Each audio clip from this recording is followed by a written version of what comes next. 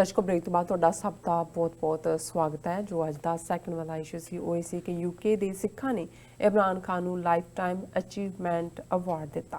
ਸੋ ਇਮਰਾਨ ਖਾਨ ਜੀ ਹੋਰਾਂ ਨੂੰ ਆਪਾਂ ਬਹੁਤ-ਬਹੁਤ ਮੁਬਾਰਕਾਂ ਦਿੰਦੇ ਹਾਂ। ਹੁਣ ਆਪਾਂ ਡਿਸਕਸ ਕਰਨ ਜਾ ਰਹੇ ਹਾਂ ਕਸ਼ਮੀਰ ਦਾ ਮੁੱਦਾ। ਸੋ ਹਮੇਸ਼ਾ ਦੀ ਤਰ੍ਹਾਂ ਅੱਜ ਵੀ ਅਸੀਂ ਕਸ਼ਮੀਰ ਮੁੱਦੇ ਦੇ ਉੱਪਰ ਡਾਕਟਰ ਸਾਹਿਬ ਕੋਲੋਂ ਉਹਨਾਂ ਦੇ ਵਿਚਾਰ ਸੁਣਨ ਜਾ ਰਹੇ ਹਾਂ। 107 ਦਿਨ ਹੋ ਗਏ ਨੇ ਕਸ਼ਮੀਰ ਨੂੰ ਬੰਦ ਹੋਇਆ। ਸੋ ਆਓ ਹੁਣ ਆਪਾਂ ਡਾਕਟਰ ਸਾਹਿਬ ਕੋਲੋਂ ਉਹਨਾਂ ਦੇ ਵਿਚਾਰ ਸੁਣਦੇ ਹਾਂ। ਜੀ ਡਾਕਟਰ ਸਾਹਿਬ ਕੀ ਕਹਿਣਾ ਚਾਹੋਗੇ?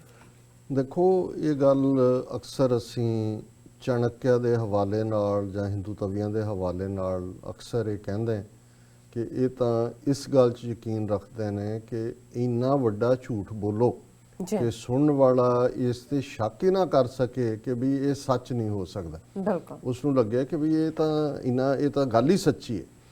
ਔਰ ਜੋ ਕੁਝ ਕਸ਼ਮੀਰ ਦੇ ਵਿੱਚ ਇਹਨਾਂ 107 ਦਿਨਾਂ ਦੇ ਵਿੱਚ ਚੱਲ ਰਿਹਾ ਹੈ, ਜਿਸ ਦੇ ਉੱਤੇ ਐਮਨੈਸਟੀ ਇੰਟਰਨੈਸ਼ਨਲ ਦੀਆਂ ਰਿਪੋਰਟ ਸਾਹਮਣੇ ਆਈਆਂ, ਨਤੀਜਾ ਇਹ ਹੈ ਕਿ ਉਹਨਾਂ ਤੇ 30 ਕਰੋੜ ਦਾ ਮਨੀ ਲਾਂਡਰਿੰਗ ਦਾ ਇਲਜ਼ਾਮ ਲਾ ਕੇ ਬੈਂਗਲਾਰੂ ਔਰ ਨਵੀਂ ਦਿੱਲੀ ਦੇ ਵਿੱਚ ਉਹਨਾਂ ਦੇ 4 ਦਫ਼ਤਰਾਂ ਦੇ ਉੱਤੇ CBI ਦੇ ਛਾਪੇ, ਇਹਨੂੰ ਅਸੀਂ ਡਿਸਕਸ ਕੀਤਾ ਸੀ। ਬਿਲਕੁਲ ਅਮਰੀਕਾ ਦੇ ਵਿੱਚ ਮਿਸਟਰ ਸ਼ੈਰਮਨ ਕਾਂਗਰਸਮੈਨ, ਉਹਨਾਂ ਦੀ ਅਗਵਾਈ ਦੇ ਵਿੱਚ ਜਿਹੜੀ ਹੈ 22 ਅਕਤੂਬਰ ਨੂੰ ਹੀਅਰਿੰਗ ਹੋਈ ਫੁੱਲ ਫਲੈਜਡ।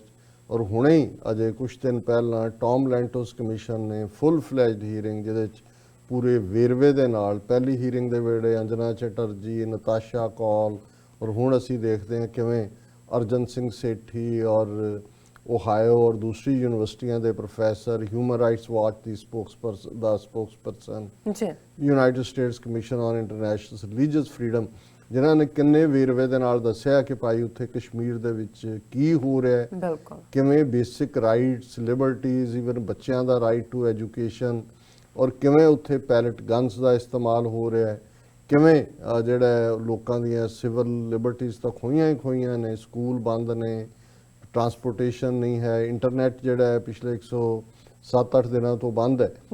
ਲੇਕਿਨ ਹੁਣ ਇਸ ਸਭ ਦਾ ਜਵਾਬ ਅਲਟੀਮੇਟਲੀ ਪਾਰਲੀਮੈਂਟ ਹੁੰਦੀ ਹੈ। ਪਾਰਲੀਮੈਂਟ ਦਾ ਸੈਸ਼ਨ ਸ਼ੁਰੂ ਹੋਇਆ ਹੈ।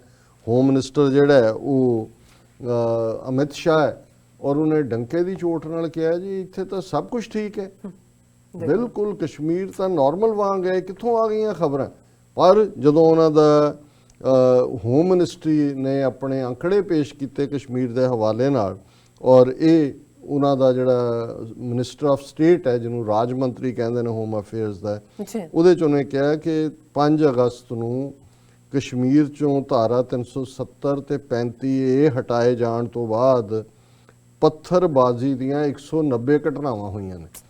ਹੁਣ ਇੱਕ ਪਾਸੇ ਉਹ ਕਹਿ ਰਿਹਾ ਅਮਿਤ ਸ਼ਾਹ ਕਿ ਜੀ ਮੈਂ ਜੋ ਕਹਿ ਰਿਹਾ ਮੈਨੂੰ ਕੋਈ ਚੈਲੰਜ ਕਰੇ ਮੇਰੇ ਅੰਕੜਿਆਂ ਨੂੰ ਕਿ ਵੀ ਬਿਲਕੁਲ ਨਾਰਮਲ ਹੈ ਉੱਥੇ ਲਾਈਫ, ਔਰ ਉਹਨਾਂ ਦਾ ਹੀ ਜਿਹੜਾ ਉਸੇ ਹੀ ਪਾਰਲੀਮੈਂਟ ਦੇ ਵਿੱਚ ਉਹਨਾਂ ਦਾ ਮਿਨਿਸਟਰ ਆਫ ਸਟੇਟ ਕਹਿ ਰਿਹਾ ਕਿ ਇਹਨਾਂ 3.5 ਮਹੀਨਿਆਂ ਦੇ ਵਿੱਚ ਪੱਥਰਬਾਜ਼ੀ ਦੀਆਂ 190 ਘਟਨਾਵਾਂ ਹੋਈਆਂ ਨੇ, ਔਰ ਇਸ ਸਾਰੇ ਦੇ ਵਿੱਚ 765 ਲੋਕਾਂ ਨੂੰ ਗ੍ਰਿਫਤਾਰ ਕੀਤਾ ਗਿਆ, ਯਾਨੀ ਸਟੂਡੈਂਟਸ ਜਿਹੜੇ ਕਿ, ਔਰ ਇਸ ਮਾਮਲੇ 'ਚ ਉਹਨੇ ਕਿਹਾ ਜੀ ਕਿ ਅਸੀਂ 361 ਮਾਮਲੇ ਉਹਦੇ ਤੇ ਦਰਜ, ਯਾਨੀ 800 ਬੰਦਾ ਫੜਿਆ। ਘਟਨਾਵਾਂ ਜਿਹੜੀਆਂ ਨੇ ਉਹ 190 ਹੋਈਆਂ ਨੇ। ਔਰ ਇਸ ਸਾਰੇ ਦੇ ਬਾਵਜੂਦ ਜਦੋਂ ਮੈਂ ਖਬਰ ਵੀ ਦੇਖੀ ਤੇ ਮੈਨੂੰ, ਜਦੋਂ ਪੁਰਾਣੇ ਵੇਲਿਆਂ ਦੇ ਵਿੱਚ ਰੇਡੀਓ ਹੀ ਹੁੰਦਾ ਸੀ, ਉਦੋਂ ਅਜੇ TV ਨਹੀਂ ਸੀ ਆਇਆ, 70ਵਿਆਂ ਦੀ ਗੱਲ ਹੈ, तो उन्होंने कोई खबर कहनी कि जी मेरठ शहर में दंगे हुए, 50 जो हैं लोग मारे गए हैं, 150 ज़ख्मी हैं, शहर में सन्नाटा छाया हुआ है, अस्पताल ज़ख्मियों से भरे हुए हैं, पर स्थिति नियंत्रण में है और हालात आम की तरह सो वो तो सानू अंदाजा होंदा सी भी जे इन्होंने 50 मरे किया तो 500 मरे, जे इन्होंने 500 जख्मी किया तो 5000 जख्मी है, तो ਜਿਹੜੇ ਇਹਨਾਂ ਦੀ ਸਥਿਤੀ ਆਮ ਵਾਂਗ ਦਾ ਮਤਲਬ ਇਹ ਹੈ ਕਿ ਵੀ ਉੱਥੇ ਤਬਾਹ ਬਰਬਾਦੀ ਹੋ ਰਹੀ ਹੈ। ਔਰ ਇਸ ਲੋਕ ਰਿਪੋਰਟਿੰਗ ਤੋਂ ਅੰਦਾਜ਼ਾ ਲਾ ਲੈਂਦੇ ਸੀ, ਪਰ ਉਹਨੇ ਅਖੀਰ 'ਚ ਜ਼ਰੂਰ ਕਹਿਣਾ ਹੁੰਦਾ ਸੀ ਕਿ ਹਾਲਾਤ आम की तरह है और स्थिति नियंत्रण में है कि भी काबू है। सो कश्मीर बारे जो इस रिपोर्ट तो बाद अमित शाह दियां बयानबाजियां ने वो दसदियां ने कि भी ये उसे दा ही दोहरा है। और जिहड़ी अज एक खास रिपोर्ट जिस ते बेस्ड न्यूयॉर्क टाइम्स दे विच भी आर्टिकल आया, साइंटिफिक अमेरिकन जर्नल है, ये बड़ा अमरीका दे विच जदों असीं इत्थे ठीक है एक सरकारी नीतियां ने ਉਹਨਾਂ ਦੇ ਵਿੱਚ ਤਾਂ ਜ਼ਾਹਰ ਹੈ ਵੈਸਟਡ ਇੰਟਰਸਟ ਸਾਹਮਣੇ ਹੁੰਦੇ ਨੇ।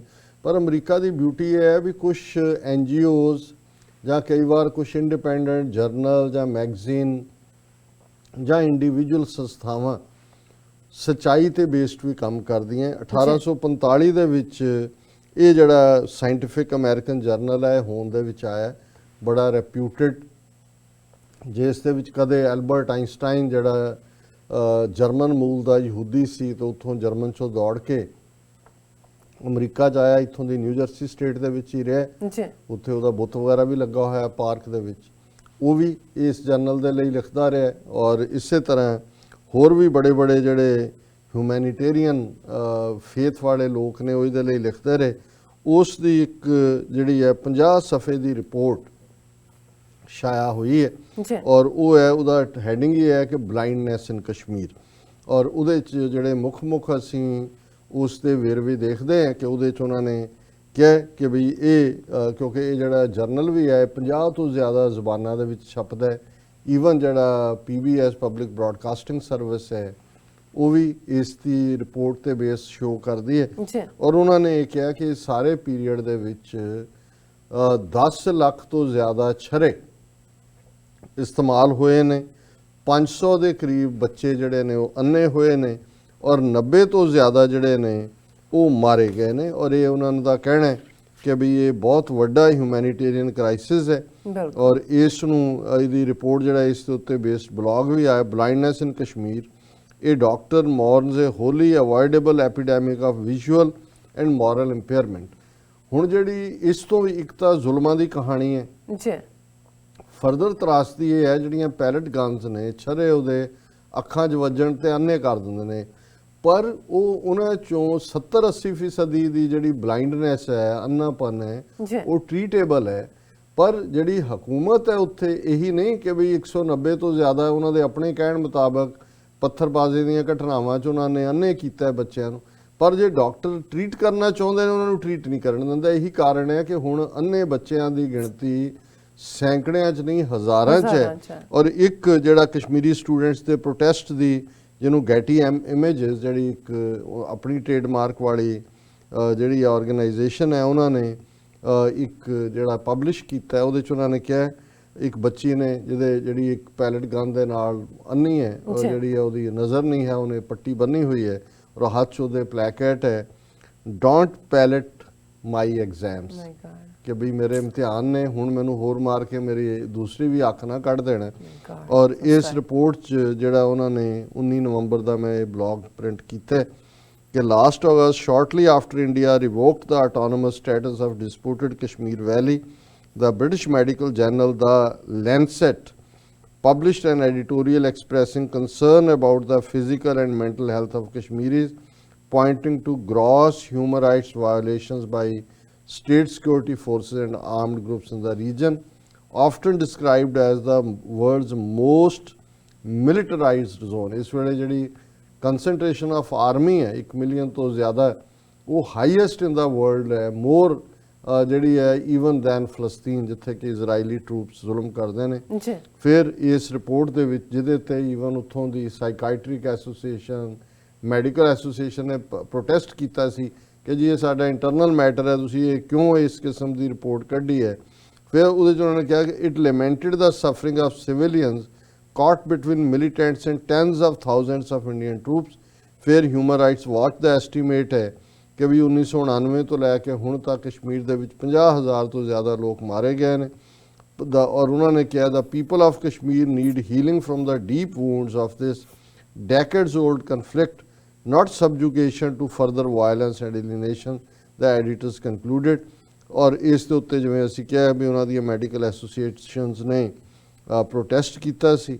ਔਰ ਹੁਣ ਅਮਰੀਕਨ ਆਪਟੋਮੈਟ੍ਰਿਸਟ ਆਫ ਕਸ਼ਮੀਰੀ ਓਰੀਜਨ ਉਹਨਾਂ ਨੇ ਇਹ ਕਿਹਾ ਕਿ ਵੀ ਮੈਂ ਤਾਂ 2016 ਤੋਂ ਇਸ ਕਨਫਲਿਕਟ ਨੂੰ ਦੇਖਦਾ, ਜਦੋਂ ਮੈਂ ਸ੍ਰੀਨਗਰ ਆਇਆ ਫੈਮਿਲੀ ਵੈਕੇਸ਼ਨ ਤੇ ਆਇਆ, thousands of people were on the streets demanding freedom from Indian rule and security forces were responding to stone throwing youths by firing pellet guns। ਕਿ ਵੀ ਕਿਵੇਂ ਉਹਨਾਂ ਨੇ ਇਹ ਕੀਤਾ। ਔਰ ਇਹ ਸਾਰੇ 'ਚ ਇਹ ਜਿਹੜਾ ਪੈਲਟ ਗਨਸ ਨੇ ਆਮ ਤੌਰ ਤੇ ਹੰਟਿੰਗ ਵਗੈਰਾ ਦੇ ਵਿੱਚ ਇਸਤੇਮਾਲ ਹੁੰਦੇ ਨੇ ਜਾਂ ਪੈਸਟ ਕੰਟਰੋਲ ਦੇ ਲਈ। ਕਿਉਂਕਿ ਇਹਨੂੰ ਨੌਨ ਲੀਥਲ ਮੰਨਿਆ ਜਾਂਦਾ ਹੈ, ਪਰ ਜੇ ਅੱਖ ਦੇ ਵਿੱਚ ਲੱਗੇ ਤਾਂ ਉਹਨੂੰ ਬਲਾਈਂਡ ਕਰਨ ਦੀ ਸਮਰੱਥਾ ਰੱਖਦੀ ਹੈ। ਜੀ। ਔਰ ਹਰ ਜਿਹੜਾ ਕਾਰਟਰੇਜ ਹੈ, ਜਿਹੜਾ ਕਾਰਤੂਸ ਹੈ, ਉਹਦੇ 'ਚ 300 ਤੋਂ 600 ਲੈਡ ਬੇਸਡ ਪੈਲਟਸ ਹੁੰਦੇ ਨੇ, ਕਿਉਂਕਿ ਜਦੋਂ ਫਾਇਰ ਹੁੰਦੀ ਹੈ ਉਹ ਸਾਰੇ ਛਰੇ, ਜਿਹਨੂੰ ਅਸੀਂ ਕਹਿੰਦੇ ਹਾਂ ਪੈਲਟ ਛਰੇ, ਉਹ ਸਾਰੇ ਪਾਸੇ ਫੈਲ ਜਾਂਦੇ ਨੇ। ਤੇ ਜਦੋਂ ਤੁਸੀਂ ਕਲੋਜ਼ ਰੇਂਜ ਦੇ ਵਿੱਚ ਯੂਜ਼ ਕਰਦੇ ਹੋ ਤੇ ਫਿਰ ਇਹ ਇੱਕ ਮੌਤ ਵੀ ਕਰ ਸਕਦਾ ਹੈ, ਕੁਝ ਮੌਤਾਂ ਵੀ ਹੋਈਆਂ ਨੇ, ਪਰ ਸਰਟਨਲੀ ਬਲਾਈਂਡਨੈਸ ਇਹਦਾ ਪਹਿਲਾ ਇਮੀਡੀਏਟ ਇਫੈਕਟ ਹੁੰਦਾ ਹੈ। ਫਿਰ ਉਹਨਾਂ ਨੇ ਇਹ ਸਾਰੀ ਰਿਪੋਰਟ ਦੇ ਵਿੱਚ ਜਿਹੜਾ ਹੋਰ ਵੀ ਕੋਟ ਕੀਤਾ ਹੈ, ਜਿਵੇਂ US ਬੇਸਡ ਨਾਨ ਪ੍ਰੋਫਿਟ ਹੈ ਰਿਵਾਈਵ ਕਸ਼ਮੀਰ, ਔਰ ਉਹਨਾਂ ਦਾ ਜਿਹੜਾ ਪ੍ਰੋਜੈਕਟ ਨੂਰ ਪ੍ਰੋਜੈਕਟ ਹੈ, ਜਿਹਦੇ ਥੱਲੇ ਉਹ ਸ਼ਾਰਟ ਪੈਲਟ ਗਨਸ ਦੇ ਜਿਹੜੇ ਜ਼ਖਮੀ ਨੇ ਉਹਨਾਂ ਦੀ ਮਦਦ ਕਰਦੇ ਨੇ। ਫਿਰ ਉਹਨਾਂ ਨੇ ਕਿਹਾ ਜੀ ਕਿ ਅਸੀਂ 2017 ਤੋਂ ਬੇਸਿਕ ਟ੍ਰੇਨਿੰਗ ਸਰਵਾਈਵਲ ਜਿਹੜੇ ਸਰਵਾਈਵਰ ਨੇ ਉਹਨਾਂ ਦੀ ਸ਼ੁਰੂ ਕੀਤੀ, ਲੇਕਿਨ ਇਸ ਸਾਰੇ ਦਾ ਨਤੀਜਾ ਜਿਹੜਾ ਇਹਦੇ ਬਾਵਜੂਦ ਜਿਹੜੇ ਜ਼ੁਲਮਾਂ ਦੀ ਕਹਾਣੀ ਔਰ ਉੱਥੇ ਉਹਨਾਂ ਨੂੰ ਈਵਨ ਟਰੀਟ ਨਾ ਕਰਨ ਦੇਣਾ, ਇਹ ਸਾਰੇ ਨੇ ਉਹਨਾਂ ਨੇ ਕਿਹਾ ਆਪਣੀ ਰਿਪੋਰਟ ਦੇ ਵਿੱਚ, ਇਸ ਬਲੌਗ 'ਚ, I am profoundly saddened that so many of my colleagues in the medical profession have chosen to ignore their Hippocratic oath and instead defend a regime that inflicts such grievous harms on the civilian. When will this regime and its supporters stop turning a blind eye to the unnecessary human tragedy in Kashmir? ਉਹ ਕਿਹਾ ਜੀ ਵੀ ਜਿਹੜੇ ਸਾਡੇ medical profession ਦੇ ਜਿਨ੍ਹਾਂ ਨੇ ਓਥ ਲਈ ਹੁੰਦੀ ਹੈ ਕਿ ਭਾਈ ਇਹ ਜਿਹੜੀ ਹੈ ਅਸੀਂ ਡਿਫੈਂਡ ਕਰਾਂਗੇ ਜਿਹੜਾ ਹੱਕ ਹੈ ਹਰ ਇੱਕ ਦਾ ਇਲਾਜ ਦਾ, ਔਰ ਦੂਸਰਾ ਉਹ ਤਾਂ ਉਸ ਰਜੀਮ ਦੇ ਹੱਕ 'ਚ ਖੜੇ ਨੇ ਜਿਹੜਾ ਕਿ ਜ਼ੁਲਮ ਕਰ ਰਿਹਾ। ਔਰ ਜਿਹੜੀਆਂ ਖਬਰਾਂ ਈਵਨ ਮੈਂ ਪਿਛਲੇ 24 ਘੰਟੇ ਦੇ ਵਿੱਚ ਹੀ ਕਸ਼ਮੀਰ ਦੀਆਂ ਦੇਖਦਾ ਕਿ ਇਸ ਸਾਰੇ ਦੇ ਬਾਵਜੂਦ ਕਿ ਕੀ ਕੁਛ ਚੱਲ ਰਿਹਾ ਹੈ ਕਸ਼ਮੀਰ ਦੇ ਵਿੱਚ। ਹੁਣ ਪ੍ਰਗਿਆ ਠਾਕਰ ਜਿਹੜੀ ਖੁਦ ਇੱਕ ਦਹਿਸ਼ਤਗਰਦ ਮਾਰੇਗਾਂਵ ਬੰਬ ਧਮਾਕਿਆਂ ਦੀ ਦੋਸ਼ੀ, ਜਿਹਨੂੰ ਬਾਹਰ ਕਢਾਇਆ ਗਿਆ, ਉਸ ਨੂੰ ਚੋਣ ਲੜਾਈ ਗਈ, ਜਿਹੜੀ ਹੈ ਦਿਗਵਿਜੇ ਸਿੰਘ ਦੇ ਬਰਾਬਰ, ਉਹਨੂੰ ਹੁਣ ਜਿਹੜੀ ਡਿਫੈਂਸ ਕਮੇਟੀ ਹੈ ਉਹਦਾ ਮੈਂਬਰ ਬਣਾਇਆ ਗਿਆ। Pragya Thakur's nomination to defence panel leads to row, Congress ਜਾਂ ਦੂਜੇ ਰੌਲਾ ਪਾ ਰਹੇ ਨੇ, ਪਰ ਉਹ ਇਹ ਦੱਸ ਰਹੇ ਨੇ ਵੀ ਜਿਹੜੇ ਸਾਡੇ ਕ੍ਰਿਮੀਨਲ ਨੇ ਉਹਨਾਂ ਨੂੰ ਹੁਣ ਅਸੀਂ ਫੌਜ ਵੀ ਉਹਨਾਂ ਦੇ ਅੰਡਰ ਕਰ, ਡਿਫੈਂਸ ਪੈਨਲ ਦੇ ਵਿੱਚ ਜ਼ਾਹਰ ਹੈ ਤੁਸੀਂ ਪ੍ਰਿਵੀ ਹੁੰਦੇ ਹੋ ਟੂ ਦਾ ਇਨਫੋਰਮੇਸ਼ਨ, ਜਾਣਕਾਰੀ ਜਿਹੜੀ ਕਿ ਬੜੀ ਕੌਨਫੀਡੈਂਸ਼ੀਅਲ ਜਾਣਕਾਰੀ ਹੈ, ਲੇਕਿਨ ਉੱਥੇ ਤਾਂ ਹੁਣ ਜਿਨ੍ਹਾਂ ਦੇ ਹੱਥ ਪਾਵਰ ਹੈ ਉਹਨਾਂ ਨੂੰ ਕੌਣ ਰੋਕ ਸਕਦਾ ਹੈ ਕਿ ਵੀ ਉਹਨਾਂ ਨੇ ਕੀ ਕਰਨਾ ਹੈ। ਫਿਰ ਜਿਹੜਾ ਬੜੀ ਬੇਸ਼ਰਮੀ ਨਾਲ ਜਿਹੜਾ ਅਮਿਤ ਸ਼ਾਹ ਹੈ ਉਹ ਰਾਜ ਸਭਾ ਦੇ ਵਿੱਚ ਕਹਿ ਰਿਹਾ government ready for discussion on J&K, ਕਿ ਅਸੀਂ ਤਿਆਰ ਹਾਂ। ਕਿਹੜੀ ਡਿਸਕਸ਼ਨ? ਤੂੰ ਕਹਿ ਰਹੇ ਕਿ ਜੀ ਉੱਥੇ ਸਭ ਕੁਝ ਨਾਰਮਲ ਹੈ, ਕੁਝ ਹੈ ਹੀ ਨਹੀਂ। ਔਰ ਇਹ ਵੀ ਉਹਦੀ ਉਸ ਤੋਂ ਪਹਿਲਾਂ ਦੀ ਸਟੇਟਮੈਂਟ ਉਹਦੀ ਹੈ, all is normal in Jammu and Kashmir, says no curfew anywhere, schools and hospitals open, apple trade on. ਉਹਨੇ ਕਿਹਾ ਜੀ ਲੋਕ ਬੜੀ ਖਰੀਦੋ ਫਰੋਖਤ ਕਰ ਰਹੇ ਨੇ, ਵਪਾਰ ਵੱਧ ਗਿਆ, ਐਪਲ ਟ੍ਰੇਡ ਵੀ ਆਮ ਹੈ, ਸਕੂਲ ਕਾਲਜਸ ਵੀ ਖੁੱਲ੍ਹੇ ਨੇ।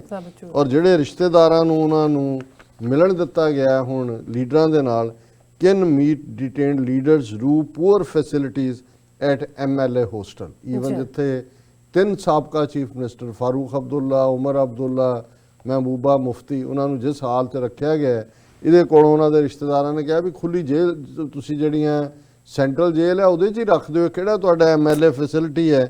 ਔਰ ਇਸੇ ਤਰ੍ਹਾਂ ਇੱਕ ਪਾਸੇ ਨਾਰਮਲ ਕਹਿ ਰਹੇ ਨੇ, ਪਰ ਇਹਨਾਂ ਦੀ ਆਪਣੀ PTI ਦੀ ਖਬਰ ਹੈ, administration not allowing non-local truckers into South Kashmir, ask drivers to park vehicles at demarcated pickup points on NH44।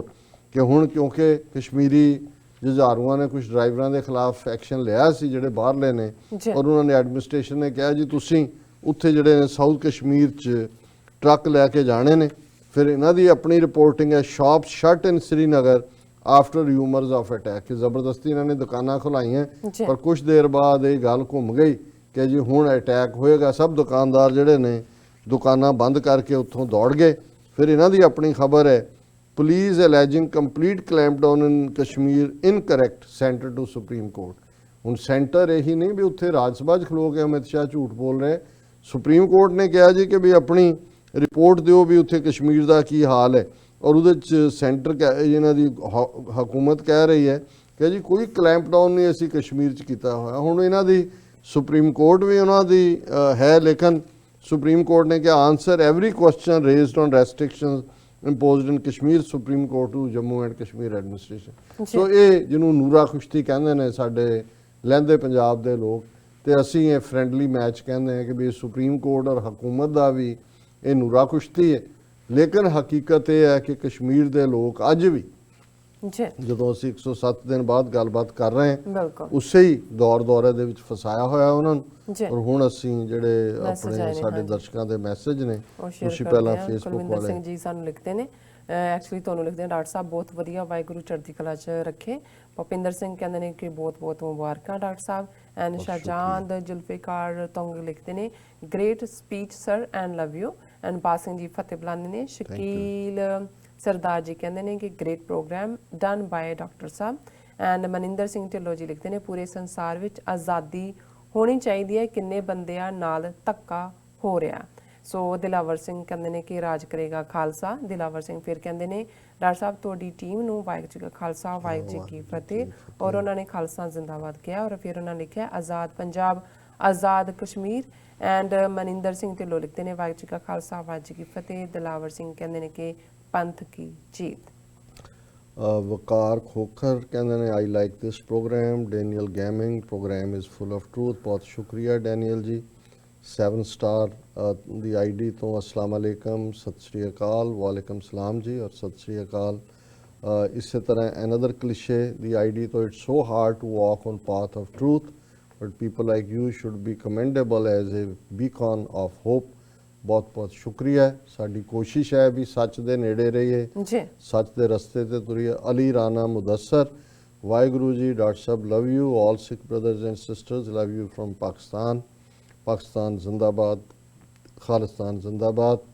ਵੀਰ ਸੁਰਿੰਦਰ ਸਿੰਘ ਜੀ, ਹਮੇਸ਼ਾ ਦੀ ਤਰ੍ਹਾਂ ਉਹਨਾਂ ਦੀ ਅਸੀਸ ਭਰੇ ਸ਼ਬਦ ਹੁੰਦੇ ਨੇ, ਵਾਹਿਗੁਰੂ ਜੀ ਮਿਹਰ ਕਰਨ ਜੀ। ਜੀ Ahmad Hamza, I have heard that Imran Khan wants to resign. ਇਹ ਮੰਦਭਾਗੀ ਗੱਲ ਹੋਏਗੀ। ਮੈਂ ਸਮਝਦਾ ਵੀ ਪਾਕਿਸਤਾਨ, ਬਾਕੀ ਜਿਵੇਂ ਮੈਂ ਕਿਹਾ ਵੀ ਇਹ ਲੋਕਾਂ ਨੇ ਡਿਸਾਈਡ ਕਰਨਾ ਵੀ ਕੀ ਕਰਨਾ, ਬਿਲਕੁਲ ਪਰ ਕਿਸੇ ਦਾ ਇਮਾਨਦਾਰ ਹੋਣਾ ਸਾਡੇ ਮਾਸ਼ਰੇ 'ਚ ਛੋਟੀ ਗੱਲ ਨਹੀਂ ਹੈ। ਉਹਨਾਂ ਨੂੰ ਜ਼ਰੂਰ ਫਰਦਰ ਮੌਕਾ ਦੇਣਾ ਚਾਹੀਦਾ ਕਿ ਉਹ ਬੇਸਿਕ ਜਿਹੜੀਆਂ ਪ੍ਰੋਬਲਮਸ ਨੇ ਔਰ ਬੀਤੇ ਇੰਨੇ ਸਾਲਾਂ ਦਾ ਜਿਹੜਾ ਅਨਰੈਸਟ ਹੈ ਉਹਨੂੰ ਸਾਲ ਡੇਢ ਸਾਲ ਕਾਫੀ ਨਹੀਂ ਹੈ ਉਹ ਸਾਰਿਆਂ ਨੂੰ ਜੀ ਡੀਲ ਕਰਨ ਲਈ। ਬਿਲਕੁਲ। ਔਰ ਅਹਿਮਦ ਹਮਜ਼ਾ ਜੀ ਫਿਰ ਕਹਿੰਦੇ ਨੇ, ਡਾਕਟਰ ਸਾਹਿਬ ਕਿਸੇ ਵੀ ਸਿੱਖ ਨੂੰ ਮਿਲ ਕੇ ਇੰਜ ਲੱਗਦਾ ਹੈ ਜਿਸ ਤਰ੍ਹਾਂ ਕਿ ਵਿਛੜੇ ਭਾਈ ਨੂੰ ਮਿਲੇ ਹੋਈ। ਇਵੇਂ ਹੀ ਅਸੀਂ ਵੀ ਮਹਿਸੂਸ ਕਰਦੇ ਹਾਂ। ਔਰ ਇਹੀ ਸਾਡੇ ਦੂਸਰੇ ਸਿੱਖ ਵੀਰਾਂ ਦਾ, ਵੀਰ ਭੈਣਾਂ ਜਿਹੜੇ ਪੰਜਾਬ ਤੋਂ ਗਏ, ਭਾਰਤੀ ਕਬਜ਼ੇ ਵਾਲੇ ਬਾਹਰੋਂ ਜਾਂਦੇ ਨੇ, ਉਹਨਾਂ ਨੇ ਵੀ ਮਹਿਸੂਸ ਕੀਤਾ। ਔਰ ਨਿਕ ਦੀ ਆਈਡੀ ਤੋਂ ਉਹਨਾਂ ਨੇ thank you and love you from Pakistan ਕਿਹਾ। ਸਭ ਦਾ ਸ਼ੁਕਰੀਆ। ਲੈਣੇ ਆ ਬ੍ਰੇਕ। ਵਿਊਅਰਸ ਤੁਸੀਂ ਨਾਲ ਇਸੇ ਤਰ੍ਹਾਂ ਹੀ ਜੁੜੇ ਰਹਿਣਾ। ਮਿਲਦੇ ਹਾਂ ਛੋਟੀ ਜਿਹੀ ਬ੍ਰੇਕ ਤੋਂ ਬਾਅਦ।